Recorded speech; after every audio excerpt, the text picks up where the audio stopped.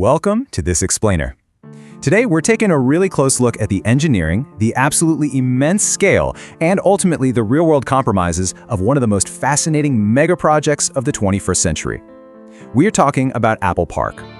We're going to explore exactly how an uncompromising, totally singular vision was brought to life, and what actually happens when a utopian design collides with everyday reality.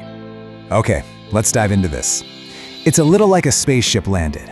Those were the exact words Steve Jobs used when he was pitching this massive project to the Cupertino City Council. Now, to put this in context, this was June 2011.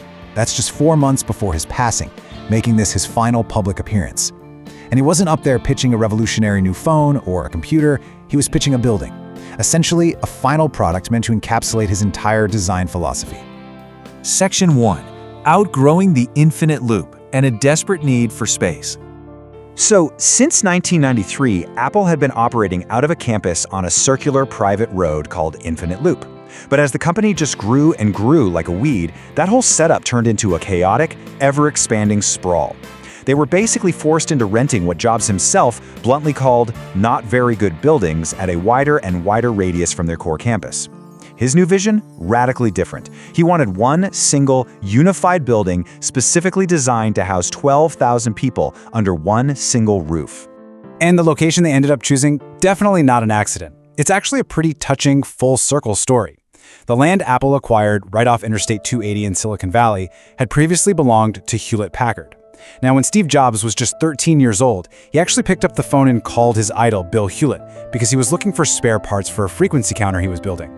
And Hewitt didn't just give him the parts, he actually gave that 13-year-old kid a summer job at that exact HP division. Fast forward decades later, as HP was downsizing, Apple swooped in and bought that very same property. So for Jobs, this plot of land was deeply, deeply personal. Section 2. Designing the spaceship. A truly unique collaboration. To actually pull off something of this magnitude, Apple assembled what you could only call a literal campus dream team. You had Steve Jobs as the uncompromising visionary. You had Norman Foster, one of the most influential architects in the world, who's famous for his machine-influenced modernism. And then you had Johnny Ive, Apple's legendary chief design officer. This was a completely unprecedented partnership, basically smashing together massive structural architecture with obsessive, down-to-the-millimeter product design. And the challenge facing this team was honestly staggering. I mean, this ring had to hold 12,000 employees. But how on earth do you put that many people into one continuous shape without it feeling like an overwhelmingly massive, soulless warehouse? Well, their solution was to divide the circular building into 9 distinct sections, and they connected those sections with these beautifully light-filled atriums. Because of the curve of the building, no matter where you're standing, you only ever see a small fraction of the space at any given time. It's a clever trick that keeps the human scale intact. And this brilliantly illustrates the sheer scale of the engineering at play here. The walkways along the inner and outer rims of the ring are separated from the outdoors by continuous floor-to-ceiling glass. Apple actually claims these are the largest curved glass panels ever used in a building to date. And sticking out from the facade, you'll see these massive white canopies. Now, they aren't just there to look cool, they cast shade to naturally cool the interior, and they act as a crucial part of the building's active ventilation system. They literally draw fresh California air right inside the building. Section 3. Engineering a California landscape. Or basically, engineering nature itself. The transformation of this site is just staggering. When Apple first bought the property, the vast majority of it was just a sprawling, dreary asphalt parking lot. Today, 80% of the site is lush, green landscaping, with only 20% dedicated to buildings and asphalt. So, how do you pull that off when you still have to park thousands of cars for a 12,000-person workforce? Easy. You bury them in massive, sprawling, underground parking tunnels. But the environment they built on top of those hidden garages was rigorously, meticulously engineered. Jobs wanted the landscape to reflect the California of his youth, taking heavy inspiration from the park layouts of nearby Stanford University.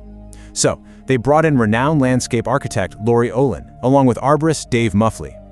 Together, they sculpted wide event meadows, naturalistic hiking pathways, and even a man-made pond that symbolically represents the major rivers of the California Bay Area, meeting together before they flow into the ocean. The attention to detail in this landscaping is phenomenal. Right in the center of the campus, they planted a massive orchard containing over 800 fruit trees. And this wasn't just to make it look pretty. It was a highly deliberate historical reference to the Bay Area's rich agricultural past, paying homage to the countless food plantations that blanketed the area long before anyone started calling it Silicon Valley. Section 4. Obsessive architectural details. Absolutely no compromises. Look, when Apple builds a headquarters, absolutely no space escapes the product design treatment. Literally none, not even the underground parking garage. Johnny Ive's team completely custom designed the entire signage system, featuring these wide frames attached to the curved concrete walls. And it gets even wilder. The actual traffic lights guiding the cars underground are arranged horizontally, with precisely rounded edges modeled directly after the app icons in Apple's very own operating system. I mean, talk about brand consistency. Now, what's really interesting about this next structure is the sheer engineering magic behind it. This is the Steve Jobs Theater, sitting just across the park. The actual 1,000-seat auditorium is entirely underground. What you see above ground is just this breathtaking entrance pavilion.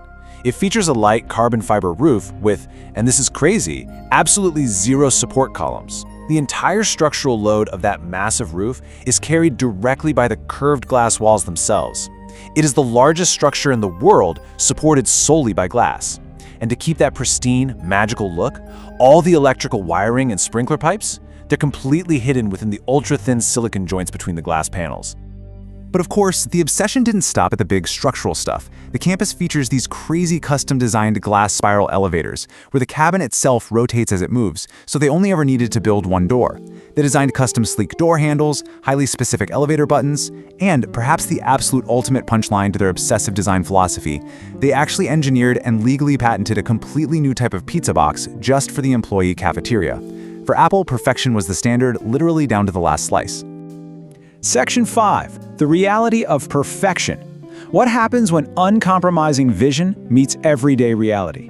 So the main building was built entirely on this vision of an open pod layout. The big idea was to create these intense co-working vibes, basically dragging employees out of private, siloed offices to encourage spontaneous encounters and organic collaboration. But as you might guess, that vision caused almost immediate friction. If you've ever worked in an open plan office, you probably know the struggle. Many employees, particularly programmers and software engineers who need deep focus, found these massive, highly transparent open floors incredibly distracting. The everyday reality of writing complex code just totally clashed with an environment that was fundamentally designed for constant visibility and interaction. And because of that, Apple actually had to compromise. For the teams working in highly confidential research and development, the open see-through spaceship just was not going to work. So Apple had to build entirely separate, much more traditional buildings out on the edge of the campus. When you look at these R&D buildings, the layout is a very traditional closed-door design. Instead of those beautiful seamless solar panels, the roofs are covered in highly functional, bulky AC ventilation shafts. And instead of magically hiding all the cars underground, they just rely on standard surface-level parking. In the end, function simply had to dictate form. And taking a step back, there's also a much broader architectural critique of Apple Park as a whole. It operates very heavily as an isolated corporate island. Rather than integrating with the surrounding city, it completely turns inward. Apple runs a massive private shuttle bus network just for its employees to totally bypass Silicon Valley traffic. They operate exclusive medical centers right there for their staff. So critics rightfully point out that while it is undoubtedly an incredible private utopia, it really bears very little relation to the actual street life, the local businesses, or the modern city planning of Cupertino itself. Which brings us to our final thought to wrap up this explainer. Is Apple Park the ultimate modern workspace? Or is it, above all else, just a breathtaking monument to one company's unbelievably strict design philosophy? You know, perhaps Steve Jobs wasn't approaching this mega project primarily as a productivity expert, but rather as a master storyteller. Apple Park really is a physical, concrete manifestation of everything the company stands for, clearly meant to set an uncompromising standard for generations of employees to come. It is an undeniable, incredible piece of architecture. But what do you think? Is a flawless, isolated spaceship genuinely the best place to work? Or does true, gritty innovation actually require a little bit of the messy outside world? Thank you so much for joining me on this explainer, and keep questioning the design of the world around you.